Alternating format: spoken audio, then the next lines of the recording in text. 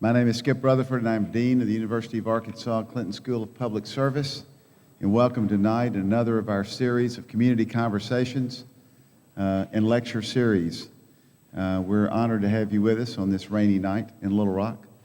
Please help yourself to refreshments. We've changed the format up a little bit tonight for those of you who are new to the facility. We usually have the reception area afterwards, but we decided to try something different tonight, so we're glad you're here. It is my pleasure to introduce a good friend of mine who is actually responsible for getting our speaker here. She's quite known for her work in fundraising and development. She was instrumental in the establishment of the Birthplace at Hope. She's been very involved in many projects. She's now very involved in the Thea Foundation's Art Across Arkansas, which is growing by leaps and bounds. But she's probably most well known because she is one of those original friends of Bill, going back to high school days at Hot Springs High School. And for those who were participating and watched the birthday celebration that we had here, 60th birthday, she was on the panel describing her growing up in Hot Springs with her classmates. So it is my pleasure to welcome a person who is no stranger to this building and to the Clinton School, and we appreciate all her help and support, Rose Crane.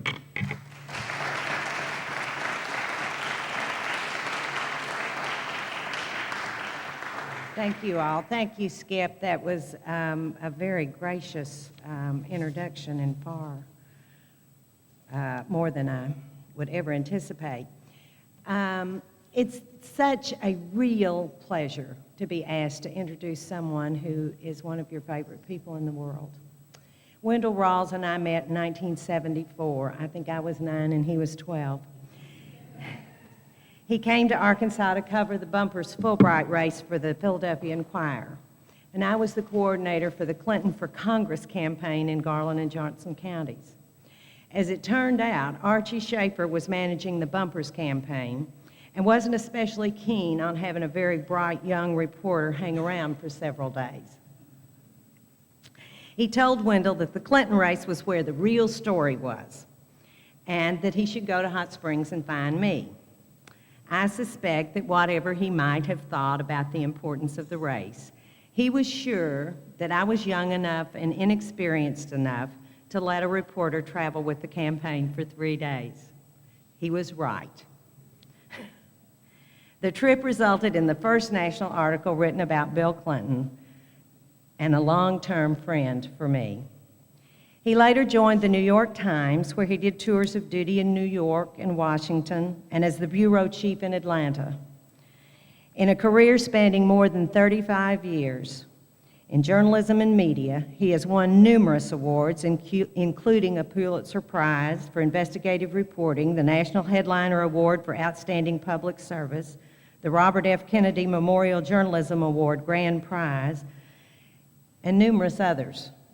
He is now the acting executive director of the Center for Public Integrity. This nonprofit organization is dedicated to producing original, responsible, investigative journalism on issues of public concern. The center is nonpartisan and non-advocacy. It is committed to transparent and comprehensive reporting both in the United States and around the world. Since 1990, the center has released more than 275 investigative reports and 14 books. In the last 8 years, the organization has been honored more than 31 times. The center extends its dedication to public policy journalism around the world. The International Consortium of Investigative Journalists Network includes 92 leading investigative reporters and editors in 48 countries. The group has collaborated on numerous online and printed reports on corporate crime, arms trafficking, terrorism, U.S. military policy, and human rights issues. The center remains independent by building a strong and sustainable financial base of support, including a community of committed individuals and foundations. I would ask for you to welcome Wendell Rawls to the Clinton School of Public Service, a person with an extraordinary bright mind, a great deal of integrity, and as one of the young staffers said earlier this evening, he's just a cool guy.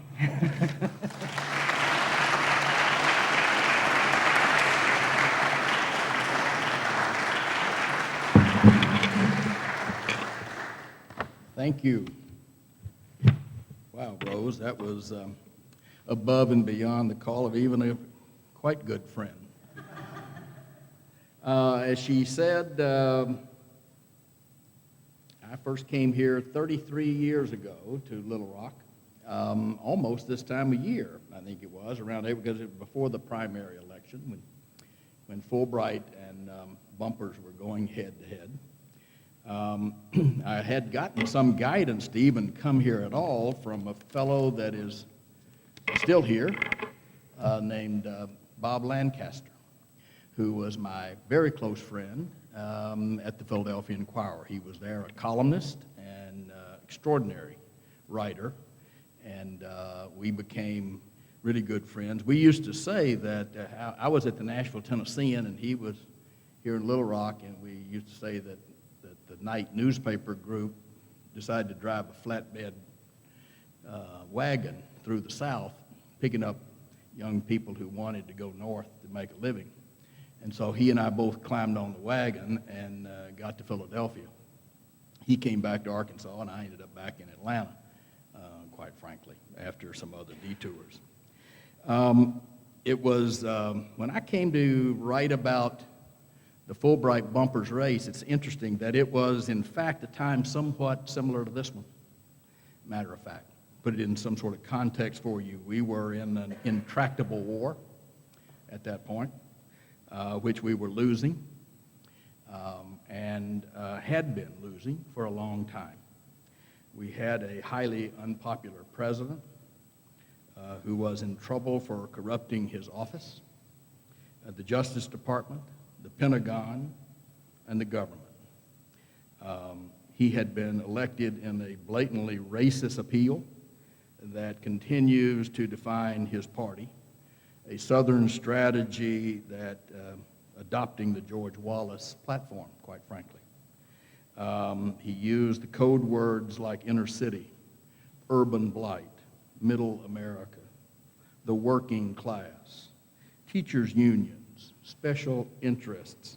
And it always fascinated me that somehow or another, the NAACP was special interest, but the American Bankers Association was not. And I couldn't quite figure out how the teachers' unions were special interest, but the AMA was not. And elderly Americans were special interest, but the NRA was not. Big Pharma was not. Tobacco was not. Oil and gas business was not. Of course, we now know that it's quite special. So anyway, he was condemning professional government employees, as we're doing now, and blaming the media, as we're doing now, and exercising power for the sake of getting more power. He had made a Latin American trip, interestingly enough, where the protests urged the Yankee go home. The same is happening today. So more things change, the more they stay the same, except that back then there was much less indifference in the American population and the citizenry, and much more aggressive media than nowadays. The first person, actually, after meeting Archie, the first person that I met here was, in fact, Ernie Dumas of the long-lost and lamented Arkansas Gazette at that point. He also seconded Archie's thing that I was actually down here covering a good race, but I was covering the wrong race. And so I did go to Hot Springs. We had dinner at some California kind of little restaurant, had a lot of hanging ferns and things that were sort of new in 1974. You didn't run into that a lot. And so a lot of that. And we sat there with Bill and his mother, you remember, and Rose and I, And it was an incredibly fascinating campaign. And he couldn't have been more charismatic. And people kept streaming by, talking about how much they hoped he would win. And I was sort of watching this, and his mother acknowledged that it went on this way all the time. Rose remains, of course, quite a good friend, and he and his mother remained quite a fascination to me. For a time as the chief of the New York Times Southern Bureau, I thought that Arkansas was basically a cottage industry for me. I was over here several times. When the Vietnamese refugees were at Fort Chaffee, I was there. When Jack Stevens became the guy trying to sell Burt Lance's bank stock, I was there. Jack became a good friend and an extraordinarily well-placed source. I can say that now. When Sheffield Nelson had a variety of ambitions, I was there. When Fannie Fox and her friend fell into the tidal basin in Washington, I came back down here to Bald Knob, quite frankly. And when the Walnut Ridge, the Posse Comitatus, decided to blow themselves up and burn themselves alive at Walnut Ridge, Arkansas, I was there for that. So every time I turned around, it seemed like I was in Arkansas, which I kept thinking, God, how can a state be this interesting? More news goes on in Arkansas, just about any place around. Since those elections more than 3 decades ago, as you can tell, a lot has changed, but I'm afraid that a lot of it's not for the better. We talked about special interest, and a couple of things come to mind to me. The sense of disinterest and indifference in our population, in our citizens, and the sense of capitulation by the news media, as though we've just given up covering. We'll just decide that we will not cover things that matter. We'll cover things that seem trivial enough not to cost us much money. So let's take the intractable war just as an example of how things changed in 35 years or so. When I was a reporter at the Nashville Tennessean, we had a picture of the Vietnam War, something from the Vietnam War, every day on page 1. Every day. There was either a body, there was a fire, there was casualties. Every day there was a picture on page 1. Today's Tennessean almost never has a mention of the war on page 1, never has a picture of the Iraqi war on page 1.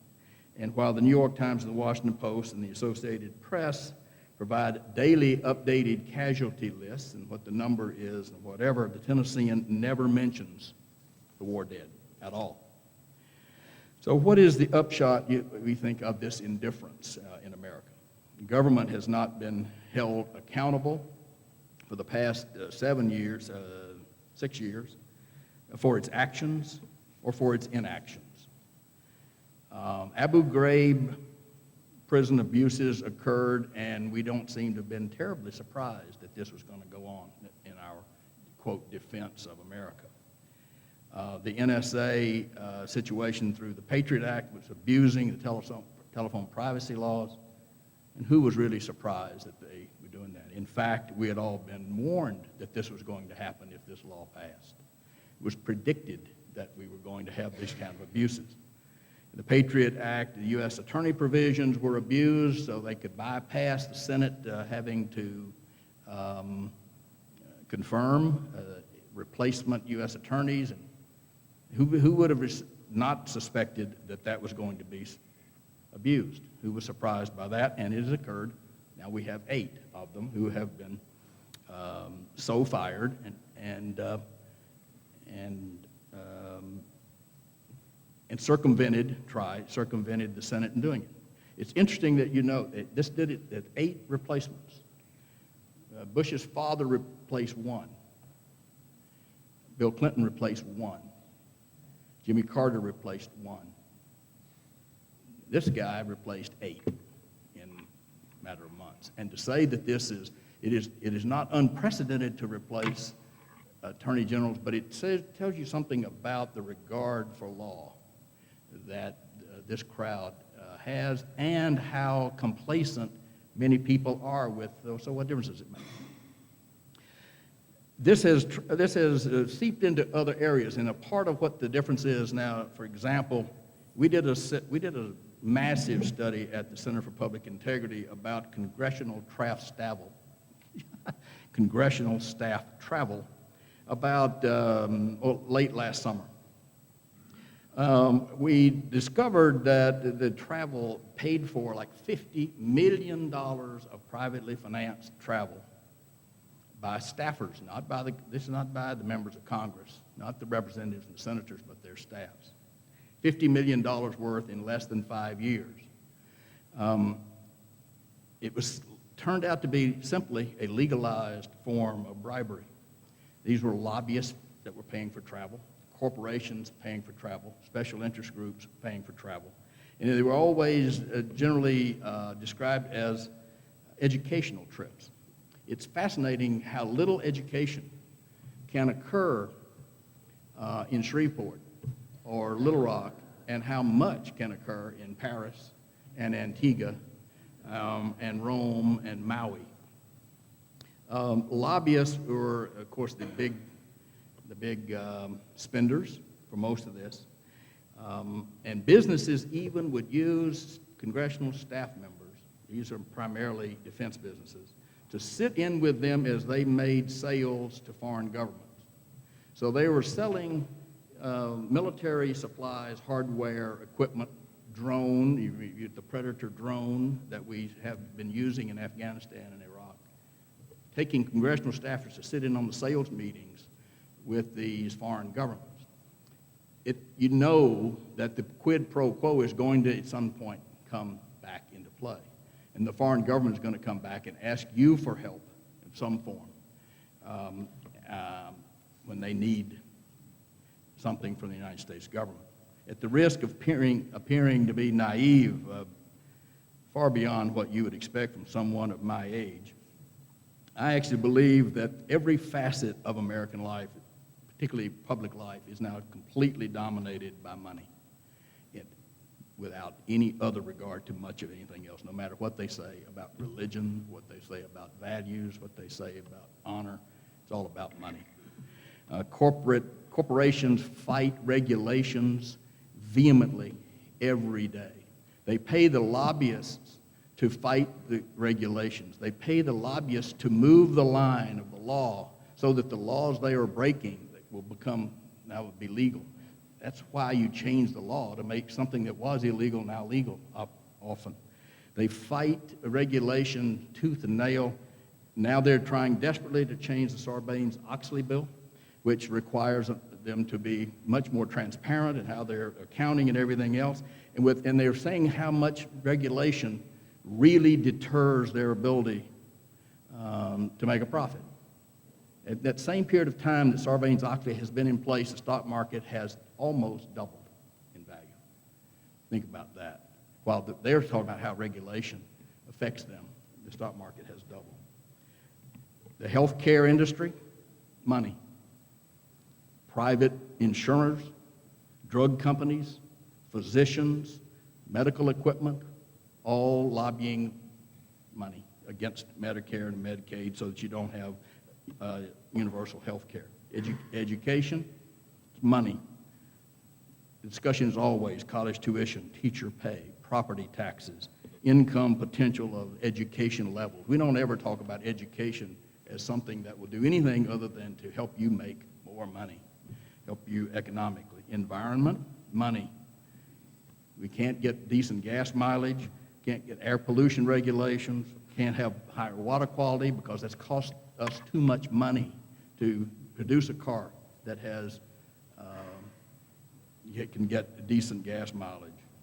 Tobacco, money. In Tennessee right now, we got just about the lowest tobacco tax in the country, and they're desperately trying to get 40 cents a pack. The average in America is over $1 a pack.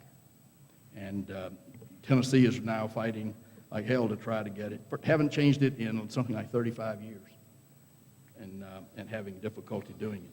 So we got, again, with the health care costs produced by tobacco and what our concern is corporate profits again. National parks and wilderness protection, money. Snowmobile companies are more important than whatever the environment is. Grazing on public lands is virtually uncontrolled, no matter what they want to tell you. People are paying $1, $2 per head per month, I think it is, to graze, and on public land. Oil and gas exploration, mining exploration, nobody seems to concern because it's all about corporate profits again.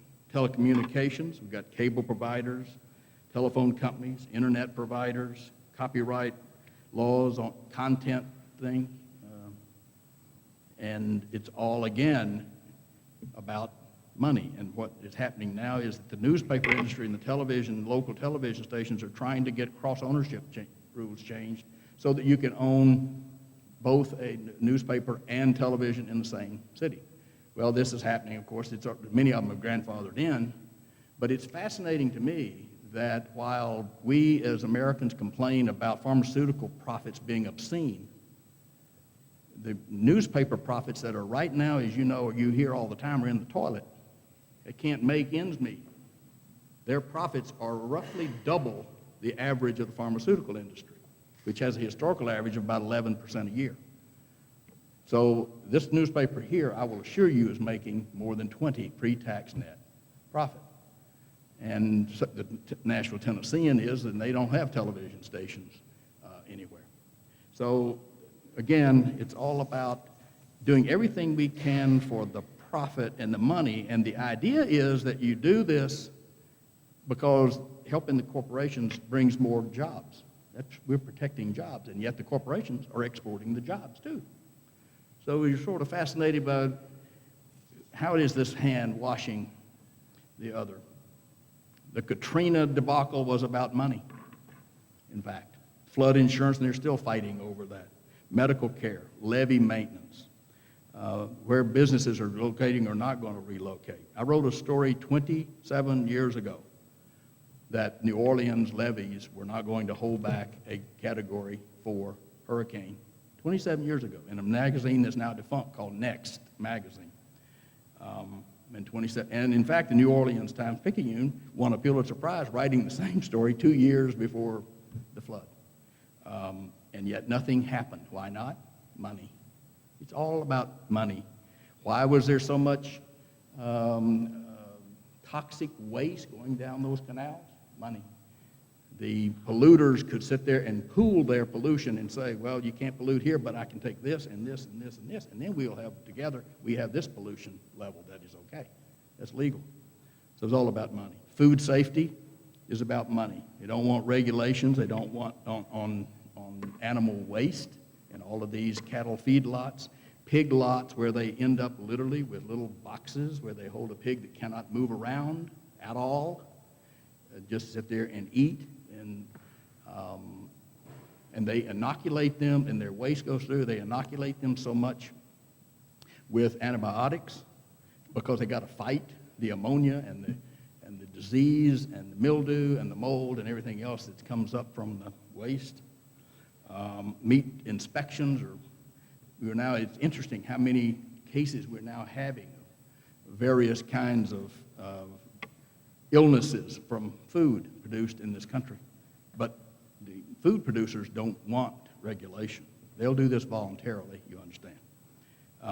And worker safety is not even to be thought about because worker safety, as we know, most of these in the food processing plants are all immigrants who don't have any rights, and if they complain about it, they're back out and reported and deported immediately.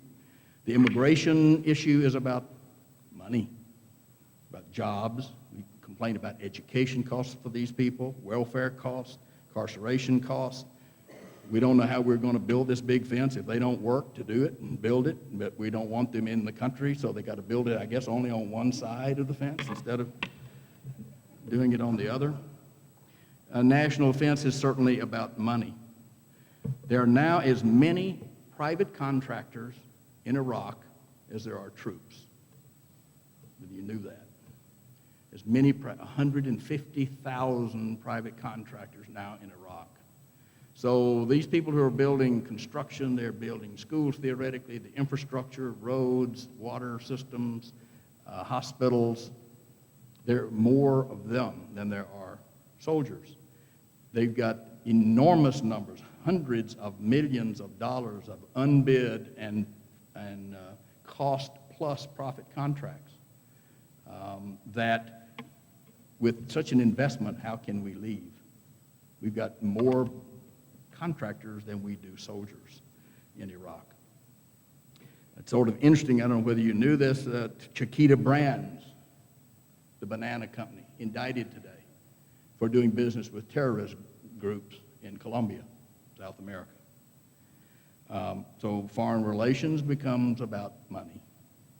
At the Center for Public Integrity, we are just concluding a massive report that we're doing, published about the findings in about 3 or 4 weeks about the countries that torture and violently abuse human rights and still get huge payoff, huge money from the United States government. And there was a time when you violated human rights, you were not eligible for foreign aid. Not since 9/11.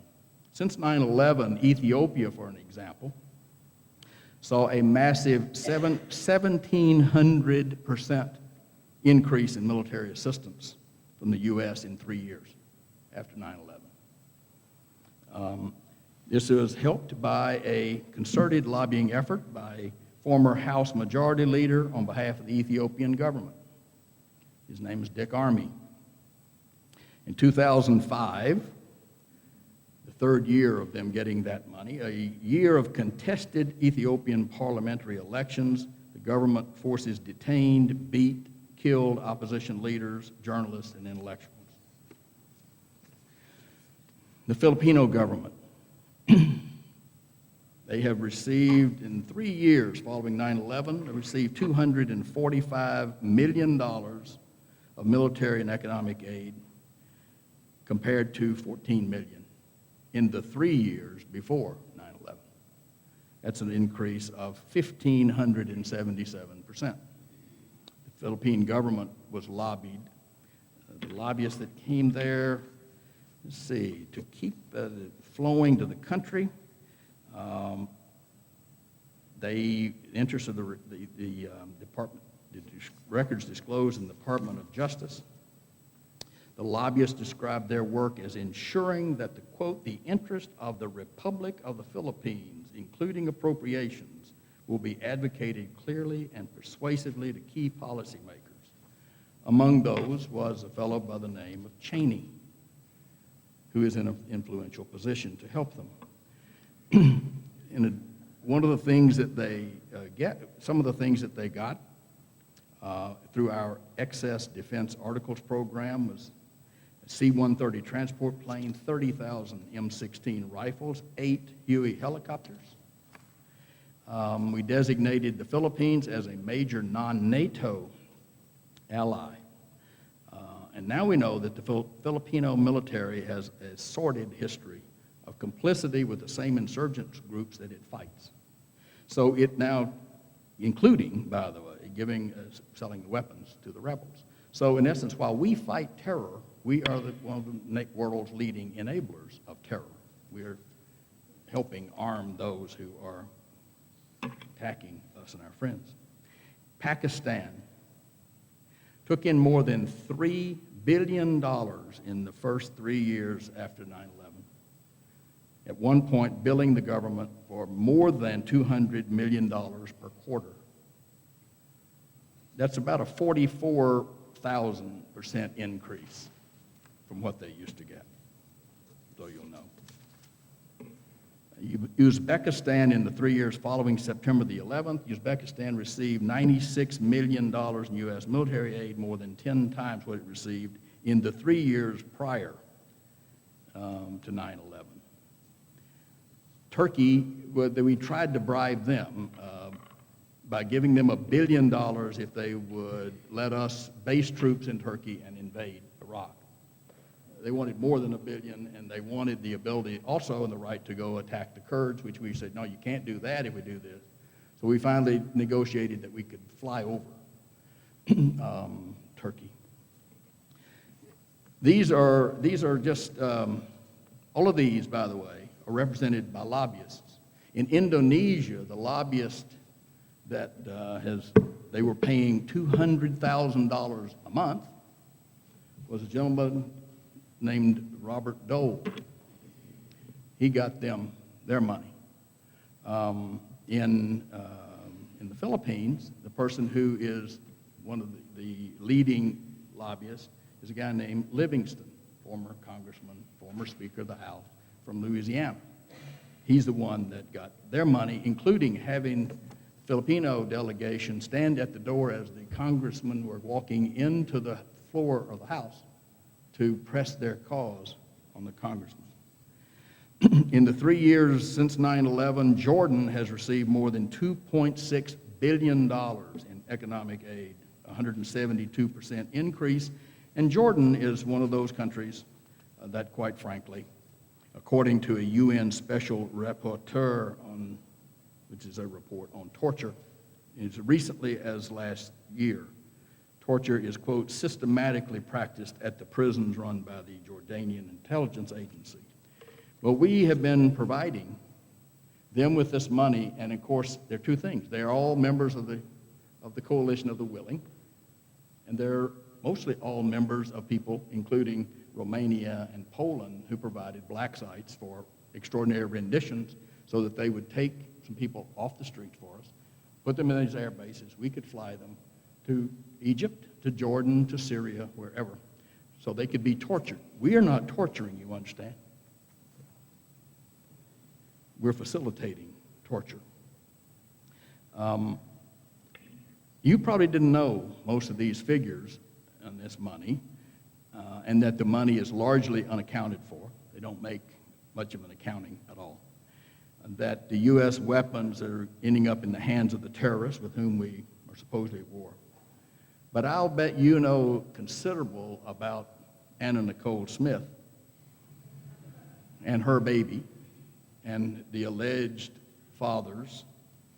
This is a woman famous for marrying a 90-year-old man and taking her clothes off. A lot, apparently. You all know about bald-headed Britney Spears, I imagine. And she's now in rehab, interestingly. Paris Hilton, who is famous for being famous. And Pamela Anderson, who's got the same problem as Anna Nicole Smith, except the guy's younger. But that's the only real difference there. These are people who can barely put two sentences together, and we're all fascinated by them. We sit as couch potatoes and watch this pour over the screen, and we are mesmerized by American Idol. That's what I'm talking about indifference. Meanwhile, the planet, of course, is catching on fire. We're smothering. We find the person who tells us about it boring, as I recall. He's too boring for us. So is this result of downsizing in American journalism? I'm trying to tie all this in because it is part of the media's fault. We're not covering it anymore. We're not covering what's going on in these countries. We're surprised because our news organizations aren't covering it. Every major newspaper news organization in America used to have foreign bureaus. The Boston Globe, the Baltimore Sun, the Miami Herald, the Philadelphia Inquirer, the Chicago Tribune, the Los Angeles Times, the Detroit Free Press, the San Jose Mercury News. No. ABC, NBC, CBS, who had bureaus all over the world, now have a bureau in London. So they cover the Middle East from London. They cover Africa from London. They cover Eastern Europe from London. We have smaller staffs on newspapers that are routinely laying off all kinds of people, and nobody will tell you whether or not are they laying off reporters, are they laying off editors, are they laying off photographers, are they laying off, who are we laying off as we get smaller? The Philadelphia Inquirer just laid off 110 people.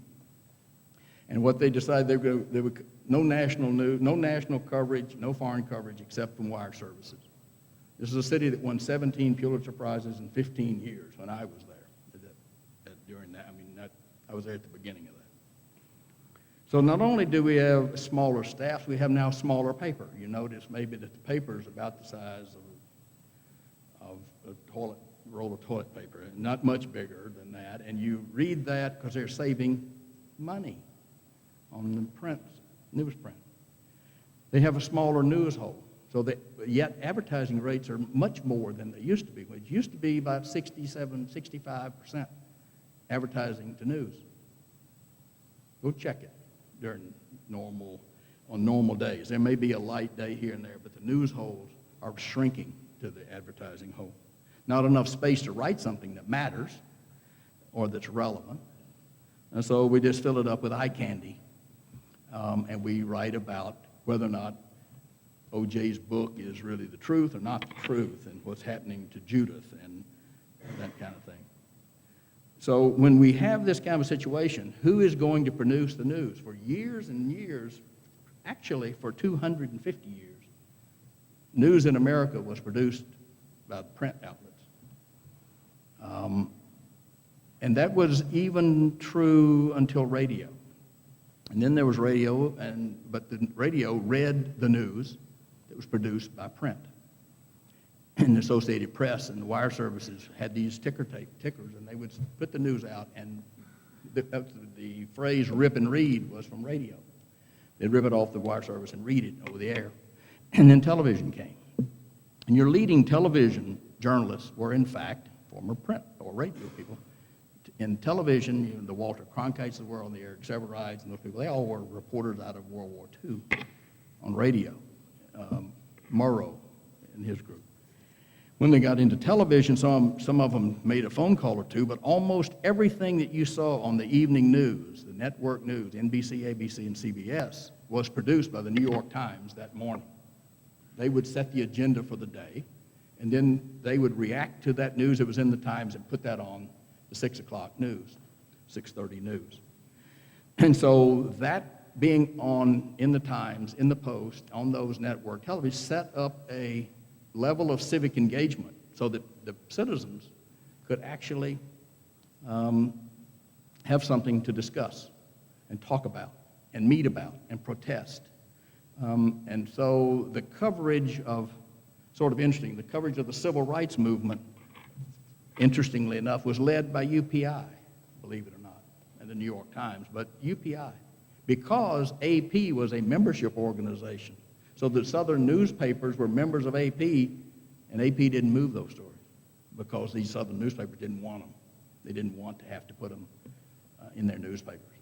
So UPI was basically the heyday of UPI. So the question is, what does this portend, what we're doing? What does this portend for civic engagement?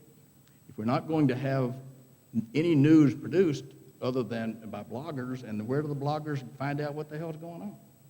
From the newspaper.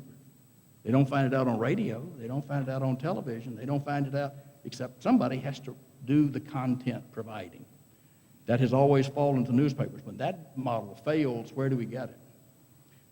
And if we don't have it, are we just going to simply watch American Idol and worry about whether our favorite on the show got jobbed, or whether are we going to have some other concern? Because if we don't have civic engagement, what does that portend for democracy? Because without a media, a news media, you don't have democracy. No matter what you think or what your friends think, there is no democratic country in the world that doesn't have a free press. We claim in some of our government claims in some of these things, they will talk about constitutional monarchies as democracies. Literally, that's what they call Jordan. It's a constitutional monarchy, so they describe it as a thriving democracy. Our government. That's how we justify giving them so much money. So without the civic engagement, and you lose, democracy becomes under attack. Where does that leave us? And that's what makes me concerned as I stand before you. If you have any questions, I'm happy to entertain some of them. Yes? I'm on? I'm good. Welcome. Thank you. In the news lately has been the passage in Virginia of the legislature passing the bill for apologizing for slavery and also the American Indian aspect. Georgia's looking at that. Missouri's looking at it. Mississippi's looking at it. Maryland's looking at it. There was a representative from Tennessee who thought about or did raise it possibly in the Congress. Where do you think we are nationally in being able to possibly think about apologizing as a nation as a whole? Or do you think maybe it's kind of interesting the South seems to be leading this ahead of the rest of the nation? Well, I think the South is no doubt leading it because the South is where the slavery was. It's really interesting. You know, I kept, all of my early career, I kept hearing people talk when I moved north, and people were talking about slavery, and it wasn't ever, the Civil War was never fought over slavery, they said. The Civil War was fought over states' rights, which was, of course, the right to have slaves. And it always fascinated me that we viewed this as rights, and we also keep forgetting, or didn't ever know because we weren't taught this in Southern elementary schools, which is where I was.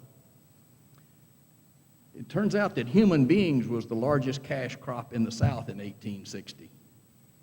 Human beings raised far more money than the sale of cotton or any other agricultural product. The trade in human beings was, in fact, the economic lifeblood of the South. That's why they fought. Money. Didn't have anything to do with states' rights. It had to do with money. So now we're coming back 140 years later to say, can we apologize?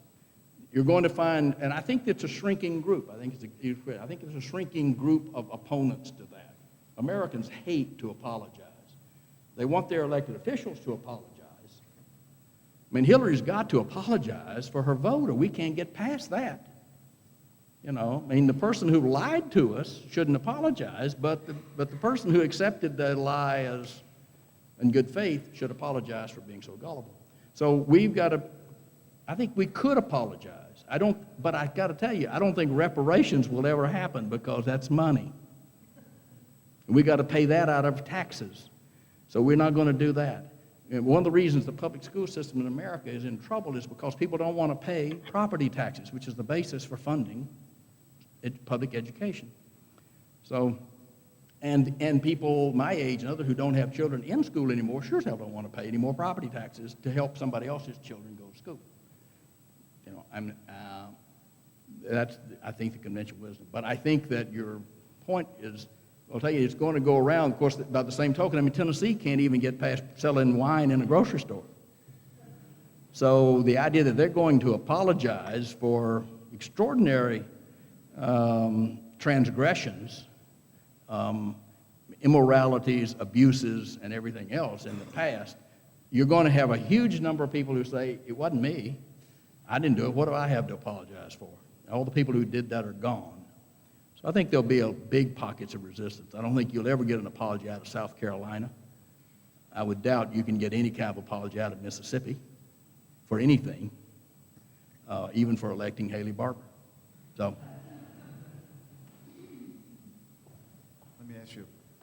Let me ask you a question that's close to home. Ronald Reagan raised money for his presidential library while he was in his second term. He didn't remember, though. Well, Bill Clinton raised money for his presidential library, was in his second term, and I do remember. There is a legislation going on that says donors to presidential libraries, even though they're 501c3s, should be disclosed not only when they are raised while the person's in office, but 4 years after the person leaves office. How do you feel about that proposed legislation by Congressman Waxman and Congressman Emanuel and others? I think that it's totally legitimate. I don't know why. I mean, we're also, by the way, we're producing a book called Buying of the President 2008. Which is going to investigate everybody who gives any serious money to every presidential candidate. We're examining certainly the top 250 to 350 donors and why they give the money. What do they get out of it? We're examining every ambassadorship and what does that cost to get. We're examining the government and the shadow government in America, which is 1,000 boards and commissions, of which, by the way, more than 450 were initiated by this president. These are boards and commissions that don't answer to anybody except him. And yet they make policy in private, just like the advisory group did for Cheney on oil and gas. And nobody knows. How do you get on those boards and commissions? You give money. That's how you get there. How do you get to be an ambassador unless you're a career civil service? And the only reason you get to do that as a career civil service person is because they're going to send you to Togo. And nobody who gives money wants to go live in Togo, in West Africa, or in Mali, or in Sudan. Who needs that? So you end up with professional civil servants who go there, foreign policy experts. So I don't know why are we hiding? What do we got to hide? Why are we embarrassed that somebody would give us money for a library? So I think it ought to be completely and totally transparent. I think everybody who gives any money to any elected official of any kind at any level for anything ought to be identified. I think it ought to be required. I think you ought to have to identify it, and then you ought to have to maintain a list and make it public and keep it on the internet and keep it current. I don't know why you wouldn't. I know why you don't want to, but I don't know why we as Americans think that you shouldn't do it. Because we're also doing a book, by the way. We got a 2-book contract with Penguin Books. One is The Buying of the President. We will get through with it in May, assuming that the primaries are over by then and somebody's been selected. And then we are going to do, and that's going to come out hardback in August before the election starts, actually, and before the before the conventions. And then we're doing another book in the next April, the paperback, which is Who Bought the President? And we're going to decide, and that was going to include all the people who give money to the conventions. And corporations give huge amounts of money for these conventions. You can't imagine how much money major corporations spend with, quote, hospitality tents or whatever, rooms, in Denver and in Minneapolis. I think that's where the 2 places are. They'll spend millions and millions and millions of dollars. Well, what are they doing with that money? They're bribing. They're entertaining elected officials. They're currying favor. Why shouldn't we know that? And so we'll end up with a book after that, Who Bought the President, because they'll also pay for the inaugural balls. They're going to pay $50 million worth, at least $50 million for inaugural balls. Well, why would you do that? Who has an interest in the next president having a nice evening, ball gown, and whatever? Who has an interest in that? And why do they? And why shouldn't we know? If they're so concerned about bribing our public officials so they can get an advantage financially, why shouldn't we know what financial advantage they're getting and who's seeking it? So I think it ought to be completely and totally transparent. But see, I'm a purist about this. I believe every public meeting has more than 2 people in it. Ought to be public. Every one of them. I mean, I don't think, I can't imagine why 3 people get together, they do it with conference calls. And the public not know. Because the public's business is being conducted. And I don't know why the public doesn't have a right to know all of that, frankly. I don't know. I mean, I want to make a comment about what you just said before I ask my question, with the money part being public. That's why I hate McCain-Feingold, because all it did was push money underneath. At least you had to show it with each of the parties. And now that you have all the 527s, we don't know near as much, I don't think, about what was going on. That's right. But my comment is about the fairness doctrine. We don't have it anymore. And I know in the Democratic Party, we've worked in several places to try to get it back in. Is there any chance of that happening? Because that has, I think, been an issue. And just what's your thought about that? There is a chance in starting in 2009. There's not a chance before that. I mean, seriously.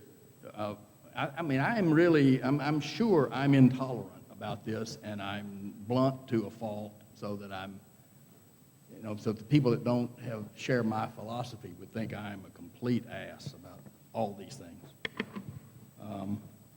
I can't imagine, Republicans are, in fact, in my view, the Republican Party, the National Party, is in fact un-American. That's what I believe. They don't want poor people to have the same opportunities as others. They don't want people of color to have the same opportunities as others. They don't want people who don't have a lot of money to have decent medical care. They don't want people to have insurance. They don't want people to vote, for crying out loud. They're trying to keep people from getting to the polls to vote. They are basically neo-fascists, in my view, because they don't really want anything except for rich white people to have everything. That's all they want. And so they don't, the very idea that somebody would decide that two people who are of the same sex, that you're going to deny, that happen to be in love with each other for whatever reason, that you want to deny them basic citizenship? How do you get off of that? They did it, of course, for a century, 2 centuries with African Americans. But and even it was so galling that these fat white guys sat there and declared that some people were only 3/5 of a human being. They codified it to that point. And so I guess we shouldn't be surprised that they've decided that people who are of the same sex can't have children, can't be married, can't go visit in the hospital if the hospital doesn't want them to. What is this? That you're going to deny people basic citizenship rights because of their sexual orientation? We did it on race. We done it on gender, for crying out loud. Women couldn't vote till the early 20th century. I don't understand where Americans get off thinking that we ought to lord it over everybody that doesn't have quite as much as we do. And that we want them to, by God, stay there underneath what we have and never get off their knees. And I just think, but I really believe that there is a party of people that wants that to happen. These are the same people who believe that you could actually put 2 of every animal and every living thing on a 450-foot boat, okay, for a year, and feed them and handle the waste. These are the same people who must have had the first feedlots, because I don't know what you do with that for a year, and it's preposterous to the extreme to believe that's true, but they believe it with all their heart and soul and mind. But so if you're going to believe that, you can believe that human beings aren't as good as you and I. We have time for one more question.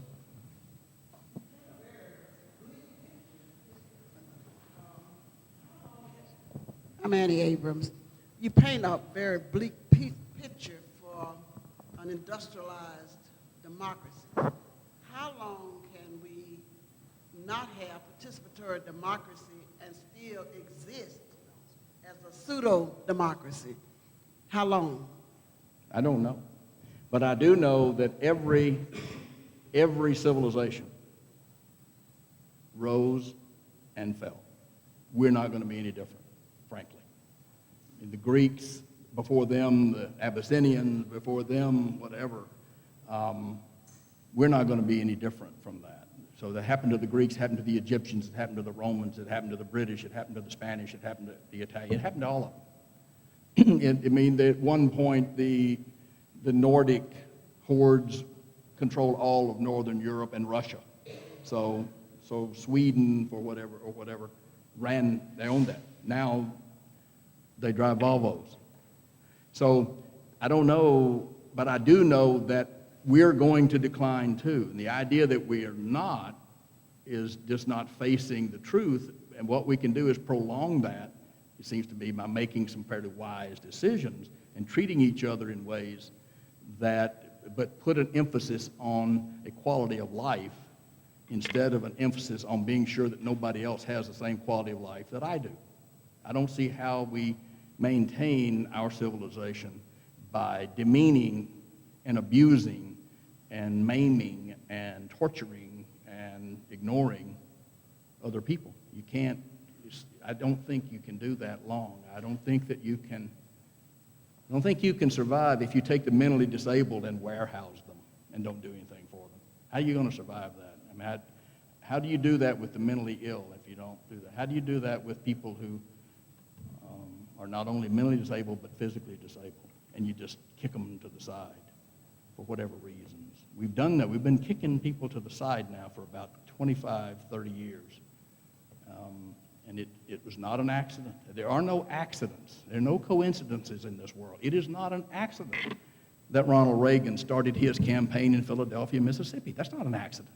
You think that was just, he put their finger on a map and said, okay, let's go to Philadelphia, Mississippi.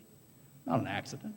Not an accident that Richard Nixon chose a Southern strategy when he saw what George Wallace was doing in winning primaries in Maryland and Pennsylvania. It wasn't an accident that Nixon decided to come up with a Southern strategy that was racist. Not an accident. So we can always put the best face on it. We can always, oh, well, no. Racism is dead. What are you talking about? Not dead. How is racism dead but sexism isn't? You know, I mean, I have a wife who has 3 degrees, and she was working in for TVA as a fairly high-level executive during the administration of a man named Clinton. And when a guy named Bush came in, she was determined to have been a friend of a guy named Clinton. She lost her job over that. She went to apply for other jobs, and headhunters would bring her in, and she would go to these jobs, and she would be a finalist, down to the final 2, every time. And she would go into the final meeting, the final interview, and it'd be 7 big fat white guys, or 20. No women, no people of color, nobody except these, and they all wanted somebody that would scratch and spit like they did. She didn't get the job. She was always the hit of the interview, but she didn't get the job. And as long as that kind of mentality continues, and we repress women, and we repress minorities, and we repress immigrants, and we repress people who are different, we got a bleak future in my view. And if we don't have a media that pays attention to that and quits worrying about how the advertiser feels about that, the advertiser who doesn't want his ad on the same page as a story about a war dead, so you don't print the story about war dead.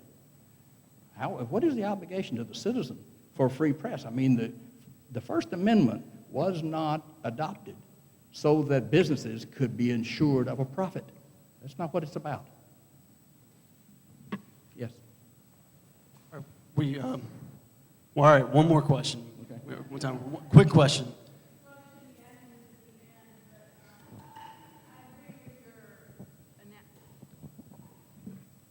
I agree with your analysis of the money and the greed.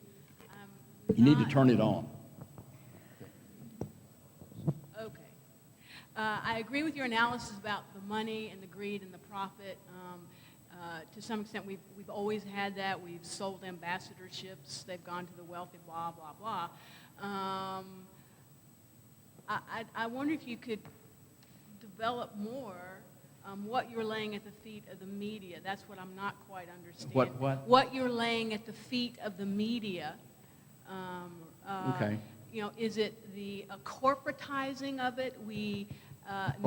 Knight Ridder, I always, growing up, associated with a certain kind of approach and perspective versus Gannett. Right. I worked for them, so I I agree. know that. So, and to what extent does perhaps some very good packaging of ideology since the 80s, which included a language, a Gingrich jargon and language, and the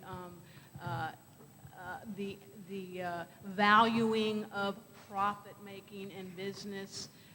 I'm not quite understanding. That's my question. Okay, I think that where I come down is that you don't have to make 47% pre-tax net profit to survive. You don't have to be the most profitable industry group as we were throughout almost all of the 20th century. And the richest people on the Forbes 500 back before the internet happened in the bubble were the Scripses and the Howards and the Coxes and those people who had enormous amounts of money. They were making obscene profits. And they were paying people nothing. But we worked for the glory of trying to find out if the police were actually brutalizing the person. We were trying to find out and report to our citizens that somebody was getting railroaded in a trial, that they were not being represented, and they were going to the electric chair with terrible counsel who didn't even interview them. I mean, As recently as 2002, I was writing a story about a guy who was accused, got the death penalty. He was up on a death case, and his lawyer didn't even meet him until 4 days before the trial in Tennessee. 4 days before the trial, and wasn't there for the last day of jury selection. Okay, so, and you wonder, well, he was a murderer. No, turns out he wasn't. He was at the scene, but he didn't have anything to do with the actual murder. Was horrified that what this other guy had done. But nevertheless, the other guy turned state's evidence, and this guy goes to the chair. Was headed to the chair, hadn't gone yet. So my view is, you see, you don't have to make 47, 45, 50% profit. You can do really well in this country on 10%. Kroger does it on a hell of a lot less than that in Safeway. And they seem to be surviving somehow. But you have to change your head. You can't be so dependent on Wall Street and their reaction to your stock price that you can't do that. And then you have to decide, what is your role? What are you here for? And that is, you got to improve the quality of the information that you're giving to your citizens, to your fellow citizens. That's all we're about. We're here to tell you what we found out for you while you were working, making money. We were trying to find out stuff. We're trying to protect people at a fair trial. We're trying to protect people in police custody. We're trying to get people who are represented in good hospital care or not. You know, as I was saying today early at lunch, people always ask me, God, the news is just so negative.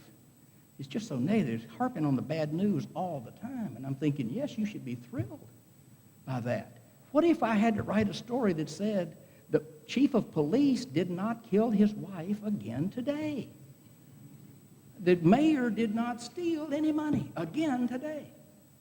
If that's news, the news is that they stole the money. So thank God the norms are that that elected officials aren't stealing. They aren't abusing. They aren't killing. They aren't robbing. They aren't railroading people into prison. When they do, that should be such an aberration that we want to know about it, and that's news. And so I think that going for the quality instead of the profits is the whole survival of journalism, and it may not be in print, by the way.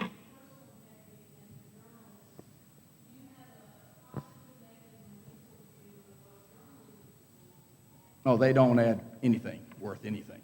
I teach in two of them. I mean, I teach in one. I'm full tenured professor at a journalism school, and I'm telling you they're worthless as these things on a male pig. I mean, they're just not worth doing, but people do it. And I don't think you can do that. You have to have education. You have to have dedication, a variety of education and dedication and some specialty. Journalism happens to be the nearest thing I have to a religion. Okay, that's it. That's my religion. I'm in the truth business. That's the religion. I feel called to do it. I worked 7 days a week for 30 years. But I'm in that religion. If you're not, you ought to go ahead and do something else, it seems to me, and get out of the way. But don't tell me that you got to make 25% pre-tax net profit. You can do that selling a certain kind of shoes, maybe. You know, if you come up with a new sneaker or clackers. I know a guy who made a ton of money on those damn balls that did that. You know, but that doesn't mean that we ought to do that. I mean, we can't glorify that, I don't think. You know, capitalism wasn't invented in America, by the way. Isaac sold things for shekels. He was selling land and sheep.